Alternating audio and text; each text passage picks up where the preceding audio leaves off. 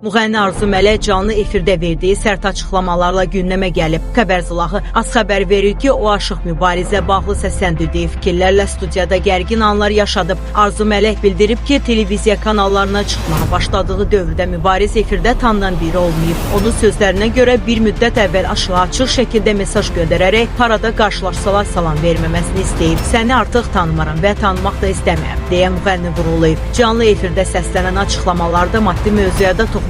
Arzu Mələk iddia edib ki, mübarizin səsləndirdiyi məsələ həqiqətə uyğun deyil və bu mövzuda deyilənlər onu ciddi şəkildə əsəbləşdirib. Sənətçi bu cür iddiaları qəti şəkildə rədd edib. Müğənni qarşı tərəfi onun arxasınca müxtəlif verilişlərdə danışmaqda və qeybət yaymaqda da ittiham edib. Canlı yayımda səslənən bu sərt fikirlər sosial şəbəkələrdə sürətlə yayılıb və geniş müzakirələrə səbəb olub.